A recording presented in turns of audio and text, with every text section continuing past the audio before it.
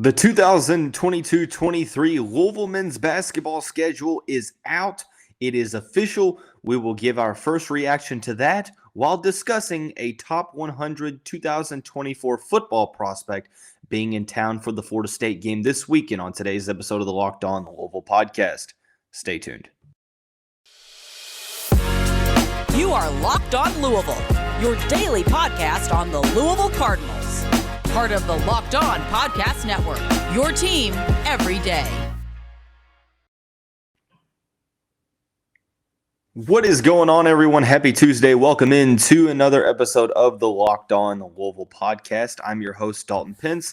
I serve as a credential media member for Cardinal Sports Zone. I also do some PA announcing work for the university in various sports. I want to take this time, as always, to say thank you all for making us your first listen of the day. Just a reminder, the Locked On the Louisville podcast is free on all streaming services, including YouTube and WHAS 11+, 5 days a week, your team every day. We're going to be giving our reaction to the 2022-23 official Louisville men's basketball schedule release and why there are a lot of good tests for Kenny Payne's team in year one of his tenure. We'll also talk about top 100 prospect in the 2024 class, Kylan Fox, being on campus for the football game against Florida State on Friday evening. And then we will wrap the show up by diving in to the weekly mailbag segment. So beginning with the schedule release, the schedule was released this afternoon. Obviously, this episode being recorded on Tuesday evening, so wanted to factor in that release. But the initial reaction to it is that the schedule does not have any shortage of tests for Kenny Payne's squad in his first year as the leader of the program. The non-conference schedule, the Louisville Cardinals will face some solid opponents right out of the gate. This might be one of the toughest non-conference schedules for the Cardinals in, quite some time. Obviously, they're in the Maui Invitational, but outside of that, you look at the first game of the season, that's against Bellarmine. Scotty Davenport's team is definitely going to be a solid measuring stick for the Cardinals in the first game of the Kenny Payne era because they are well disciplined. They always play well together, and they won the A-Sun last year. So a solid opponent nonetheless. And then they go to Maui on November 21st. They play Arkansas, who's likely going to be a top 5, top 10 team. A solid amount of returning talent mixed with a trio of 5-star prospects coming in for Eric Musselman's squad. It's going to be a very tough matchup in the first round of the Maui Invitational on Thanksgiving week. And if you regardless if you win or lose that game, you're going to be playing either Creighton or Texas Tech. Creighton is one of those non-Power 5 sleeper teams because of how many players that they have coming back from last year's team that made it to the round of 32 and ended up losing to the eventual national champion Kansas Jayhawks. They have a solid returning nucleus there, which they're liable to be top 10. I think that they're probably going to be ranked inside of the top 10. And if you don't play Creighton, you're going to play Texas Tech, who is very, very well coached. Sure, they lose a decent amount, but they're still going to be a solid defensive team, a team that's going to give you fits, and for a Louisville team that, maybe struggling to find their identity at that time with it being so early in the season, well, it could be a very formidable opponent for the Cardinals. And then obviously the third game is still to be determined, but some solid opposition right out of the gate. And it kind of really doesn't get all that much easier if you look at the rest of the schedule. I do want to take a look at something just to make sure that this is the right thing. It seems like they have a big layoff between the first game of the season and the Maui Invitational. I think that is true. Let's see. Sorry, it's taking a little bit. I do understand. But yeah, so I wanted to look at the exhibitions. The exhibitions are against Lenoir, Rhine, and Chaminade. Okay, so I completely overlooked this part. I'm not sure why it's not on there on this part of the schedule. It's not reflected on ESPN, but that still doesn't take away the fact that there is a tough schedule. In between the Bellarmine game and the Maui Invitational, they will take on Wright State and Appalachian State in the Yum Center on the 12th and 15th, respectively. Then they will go to Maui. After that, they're playing a Maryland team that is going to look to make a run towards the tournament. We talked about this matchup in the spring, or I think it was in the early summer days when we discussed that this is an interesting matchup because of the transfers that Maryland has coming in. Some of the returning pieces is going to be a solid test for the Cardinals as well. Just another good out-of-conference matchup. After Maryland, they will have two ACC games. I do want to focus on the non-conference for the time being. Western Kentucky comes to town on December 14th. The Hilltoppers defeated the Cardinals last year, so that will be an interesting matchup. Florida A&M will come to town on the 17th. Lipscomb is kind of hit or miss, but the Bison are usually pretty solid.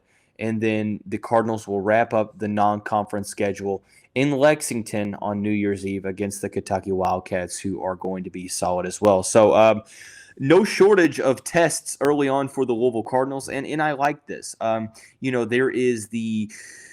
There's essentially two schools of thought. There's the school of thought that if you play a little bit of a weaker non-conference schedule, you boost your win total and you eliminate bad loss potential.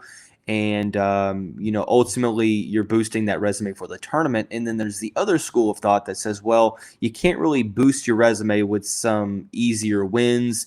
Yes, if you're playing tougher teams, you may end up with more losses, but, the strength of schedule aspect of it, the RPI as well. I like the second option more. I tend to side with the latter here. I like getting tested early on, especially with a new head coach, with a team that is looking to prove themselves, because it's a good measuring stick and it's a good opportunity to, just learn throughout the season. I get the other side of the table's thinking by, hey, look, you can surely add some easy wins. You might be able to boost some confidence, but at the end of the day, you're not necessarily getting tested. And really, the seasons are just a marathon toward the end, to where you're playing. Obviously, you're boosting your resume, but you're playing your best ball by the end of the season. And I think that this schedule, especially in the out-of-conference slate, sure, it might introduce the possibility of losing more games, and I get that. And it might make it to the point to where you may be on the outside looking in terms of the tournament bubble, but I don't look at it in that frame of light. I look at it in the sense of, okay, now you have the opportunity to go out and you have some solid tests early on. You get a measuring stick of where you're at, where you need to go, the areas of improvement, what you need to work on, and just a good solid idea of where the team is. And it starts early on. You have some, I wouldn't necessarily call them easy yet, because I'm not necessarily sure of how good they're going to be, but you have some probably predicted wins in games like against Bellarmine, Wright State, Appalachian State, Western Kentucky, Florida A&M, and Lipscomb. But there's some solid mid-majors in that. Like Bellarmine and Lipscomb are pretty solid. And then you have some solid Power 5 out-of-conference teams. You have Arkansas. You have either Creighton or Texas Tech. You have Maryland. So on and so forth. So I like the out-of-conference schedule here. The conference schedule, it is what it is. I think the ACC is going to be a little bit better than they were last year. Some notable takeaways: the teams that they will play twice in conference play this season: Florida State, Miami, Pittsburgh, Virginia, Clemson, and Georgia Tech. Obviously, Virginia is the team that they play twice every year. It seems that they do the same against Pittsburgh. Florida State, it will be an interesting matchup. I want to see how the Cardinals match up against Leonard Hamilton's squad. Miami loses a lot from last year, but they bring in some solid pieces. And then Isaiah Wong returns as well. So the Miami Hurricanes are going to be a solid team. Pittsburgh is still in that transition phase. Virginia is Virginia. As long as Tony Bennett is there, it seems like the Cardinals will always struggle with them. But Clemson and Georgia Tech should be teams that the Cardinals are possibly favored in. If they're not favored in those games, it's likely to be close games. So I like the fact that they're playing Clemson and Georgia Tech, even along with Pittsburgh, because I think that these are three teams that the Cardinals are going to be better than this upcoming season.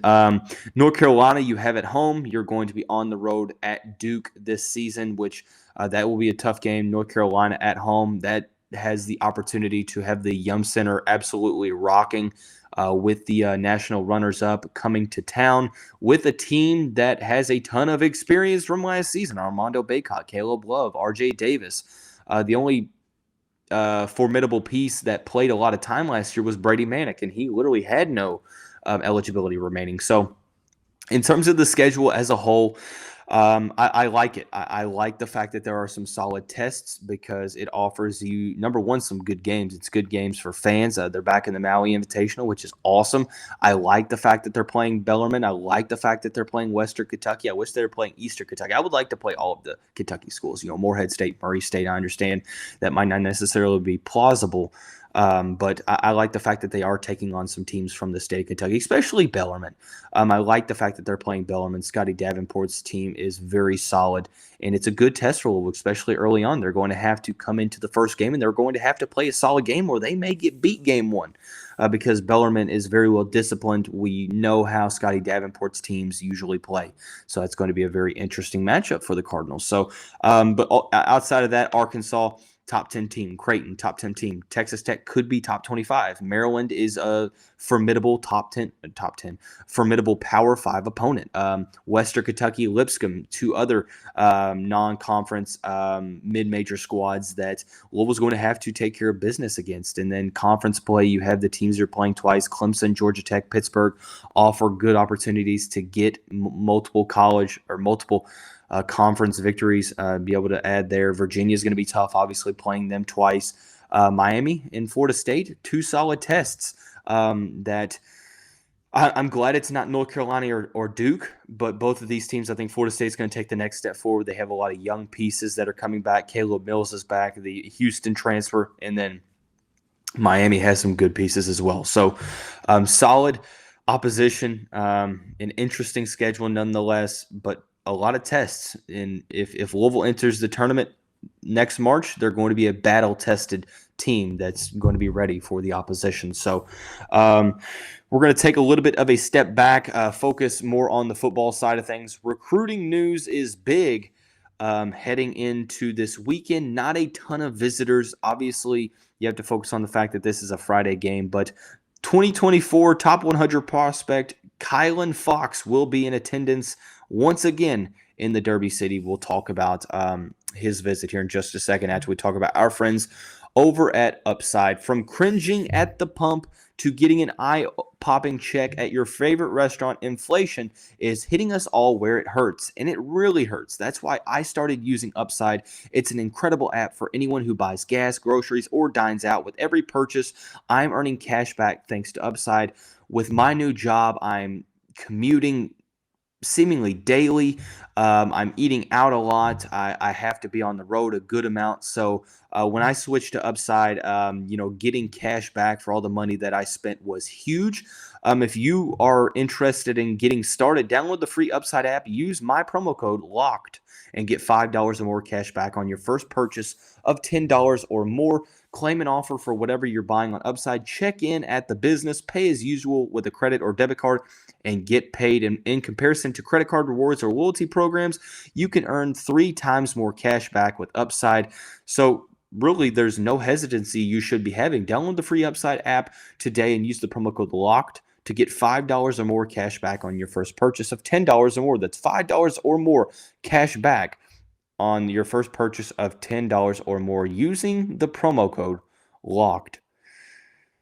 So as I mentioned, not a ton of visitors for this home opening game against Florida State this weekend. And that's pretty straightforward. Some people I've seen on social media say, well, why aren't there more visitors? Is it because Louisville's not performing to standards this season? I don't think that has anything to do with it at the moment. The thing about it is, and it's pretty simple, is the fact that this is a Friday night game. Most of the recruits out there are playing in a game on Friday night, so they don't have the luxury of playing in the game and then traveling to Louisville on Saturday to be in attendance. Like, it's almost impossible to play your game and be visiting the Louisville game at the same time. So Kylan Fox, a top 100 prospect in the 2024 class, will be in attendance. He has visited the program recently back in June. Michael McCammon of 24/7 Sports, the Cardinal Authority Louisville site, had a quote from Fox after his visit. He said, "I loved Louisville. The facilities were great. The coaches were great. Everything looked real good. It looked like it would be a great fit for me." The team offered Fox back in the month of April. Josh Stepp has been a huge factor in this recruitment. Fox went on to say, "As soon as I got the offer, the tight ends coach really jumped on me. He kept in touch with me, then came in and saw me in the spring and wanted to get me on campus, so I was fired up to get there." He is a product of Grayson High School. And if you remember, that is where current Louisville defensive end Victone Brown went. He said, "We're pretty tight," when talking about his relationship with Brown. The last thing he said was the fact that Louisville views him as an offensive player. Obviously, he is listed as an athlete because he plays on the defensive end he plays as a defensive end as well as a tight end for Grayson. The last thing he says, "They want me to play tight end. When I met with the offensive coordinator and Coach Stepp, they were showing me how they use the tight end in their offense, how the tight end gets the ball, and that I would fit in with their offense." Ranked as the 89th prospect in the 2024 class, according to 24/7 Sports. He is the 15th best athlete and the 18th best in the state of Georgia. No shortage of big-time offers here for Fox. Has offers from Alabama, reigning national champion Georgia Bulldogs, NC State, Ohio State, Arkansas, Auburn, Boston College, Duke, Florida, Florida State, Georgia Tech, Kansas, Kentucky, LSU, Michigan, Michigan State, Mississippi, Mississippi State, Pittsburgh, Purdue, South Carolina, Tennessee, Texas, A&M, UCF, Virginia, so on and so forth, all right? So there's a lot of recruiting interest here, and for good reason. I think that he is a very dynamic prospect. 6'5", 215 pounds. When you watch his film, his offensive film, that is, obviously he is an athlete, so he's very solid on both ends of the field as a defensive end, as a tight end. But as a tight end, Grayson uses him in a lot of different ways, both as a traditional tight end. He's solid blocking downfield and in the rushing attack. But they use him as a wideout at times, using him in instances to where he creates mismatches out in the flat, has a deceptive speed for his size. Good job of high pointing the football, a ton of strength for his size as well. Moves well for his 6'5" frame. Kind of reminds me of Marshawn Ford in the way that Louisville uses him in a lot of different packages. He lines up in a lot of different ways, for the respective offenses. So, there is a blueprint to how Louisville can approach these tight end recruits and say, "Hey, look, Marshawn Ford is producing this way. This is the way we want to use you, as a sort of a wide receiver tight end hybrid, used as the H-back. You're used as a blocker in some situations. We'll get you the ball in certain situations down the field, get you the ball out in the flat to where you're able to use your athleticism to create some mismatches." They're recruiting Jamari Johnson kind of in the same light as an athlete, turned into a tight end. Deuce Robinson, a tight end, being recruited as a wide receiver at Louisville. So there's versatility in the way that Louisville likes to use their tight ends. It seems like there's two different types of recruiting and two different types of tight ends that they play in their system. They use more of a versatile athletic tight end as more of an H-back that serves, a different role in the receiving realm. And then, the traditional tight ends like a Francis Sherman or Isaac or Dwayne Martin, they slide into that more traditional role and play them as more of a blocking tight end, utilized big time in the run game. So obviously making another unofficial visit here to the University of Louisville twice in 3 months. Big news for Louisville. It shows you that interest is real. Now, will the Cardinals be the leader in the recruitment after this weekend? That's yet to be seen when you have Ohio State, Alabama, Georgia, and the likes of a bunch of other national powerhouses in the realm of this recruitment. So, but it's solid to get him back on for a unofficial visit. The next step, obviously, is to try to get a commitment, or schedule an official visit, sort of for next season, or next spring or summer, however the timeline works there. But good to get Fox on for another unofficial visit. So definitely one to watch for in the 2024 class. But for the remainder of the show, we are going to dive into the weekly mailbag. Before we do that, I want to say thank you again for making Locked On the Louisville your first listen of the day. Just a reminder, the Locked On the Louisville podcast is free on all streaming services, including YouTube and now WHAS 11 Plus. You can go to WHAS11.com, scroll down to the sports section, and watch all of the shows as you would on YouTube, 5 days a week. Your team every day. So, in the mailbag segment, there's a couple of good questions. The first one is kind of a late addition, but I think that this is really the main question. If Ruben Owens decides to visit Texas A&M in the near future, is this room for concern? Of course it is, especially when you watch what Texas A&M just did in the past recruiting class, had quite possibly the highest rated recruiting class of all time. You hear about the possible monetary figure that they spent on NIL deals, surpassing nearly $30 million. That is with an M. $30 million. That's huge. That's absolute. Now, obviously, that's kind of just a rumored figure, but still, regardless if it's 30 million or 25 million, that is a good amount of money. So yeah, having Texas A&M, who has been the biggest NIL giant in the football landscape since the name, image, and likeness came into effect. Yeah, Texas A&M definitely is something to worry about, especially with them being Adidas. So it's going to be tough. Obviously, it seems like Ruben Owens is committed to the University of Louisville pretty strongly. Has the Louisville tattoo and everything, but you really can't follow words in recruiting. It's all about actions, right? And if Ruben Owens decides to visit the Texas A&M University, which I believe, if I'm not wrong, I could be mistaken, but I felt like Owens previously stated that he would be taking no more visits. If he does decide to take a visit to Texas A&M, yeah, I'd be kind of concerned. Now, does that mean that he'd be on flip watch? Does it mean that he would flip? I mean, not necessarily. I mean, it could be, but it's not set in stone. But yeah, it would definitely be room for concern if he ended up making the visit to College Station. So, moving right along, has there been any more news as to who the next 2023 commitment might be? Hasn't been a lot of news yet. There's been talks of maybe Deuce Robinson being a guy that could end up pulling the trigger. Just not a lot of guys to focus on. Kataris Hicks, the Miami Central wide receiver who got a Louisville offer, could possibly be in that group as well. But I don't think that.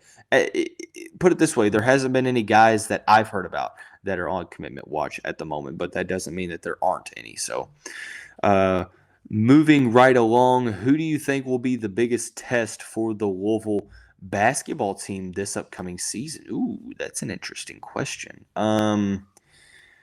I'm going to be honest with you. I think it is going to be the Kentucky Wildcats. I think that Kentucky is going to be a very solid team. Oscar Tshiebwe is a problem to be reckoned with down low for the Kentucky Wildcats. The reigning Naismith National Player of the Year, won the Wooden Award. Let's see. They have the freshmen coming in, Cason Wallace, Chris Livingston, some other solid pieces, Damian Collins, moving on down the line. Oh, gosh, what's the point guard's name? For some reason, I'm forgetting the point guard's name from Georgia. And I'm going to remember it after the podcast. But Severe Willer, there we go. They have some pieces coming back, and Kentucky's going to be a very solid squad. So I think that's kind of the team that I'd be focused on there as the biggest test. Obviously, Creighton's up there, Duke, Carolina. and Arkansas, in my opinion, are kind of the top 5 teams that Louisville's going to play if I had to take a guess in the preseason. So the final question is the football landscape. If Louisville loses this game, do you think Scott Satterfield gets fired on the next Monday? No, I don't. I think Louisville could lose by 40 points, and Scott Satterfield wouldn't get fired after this game. Would his seat be hot? Oh, of course it would be. But at 1-2, I think that it might be a little bit premature because you technically could still salvage the season. You have matchups against South Florida, Boston College, and Virginia coming up to where you feel like Louisville is probably favored in all 3 of those matchups. So you have a chance to be 4-2, which is where the Cardinals were after 6 games last year. So would it be ideal if they lost to Florida State? Well, of course it wouldn't be. But I don't think that the Cardinals come into this game favored at all. I think they opened up as a 2.5-point underdog, according to Bet Online. So ultimately, I don't think he gets fired either way. If Scott Satterfield were ultimately to get fired, and plus you have to remember his buyout drops, I think, in December. So it would make no sense. It would make no mistake. It would make no mistake. It would make no sense from a financial standpoint to fire Scott Satterfield in the middle of the season when you could do it at the end of the season. If that was the course of action that Josh Hurd and the rest of the athletic board was set on making. But I'm not saying one thing or the other because I don't know. And obviously, I think it's way too early. I mean, hopefully the Cardinals are able to continue that momentum, play a solid game against the Seminoles to where we're not, even beginning to introduce that discussion again. So, so we talked about the Louisville basketball schedule being released. Kylan Fox making a second visit in 3 months to the Louisville program to visit the Florida State game. And then finally, we dove into the weekly mailbag. Tomorrow's episode will be a Locked On crossover podcast with Locked On Seminoles. So good episode coming. We will begin to preview the matchup against the Seminoles beginning tomorrow, obviously, and we will do that as we continue throughout the week. So that's going to wrap up this Tuesday edition of the show. Everyone have a great day. We will see you right back here tomorrow.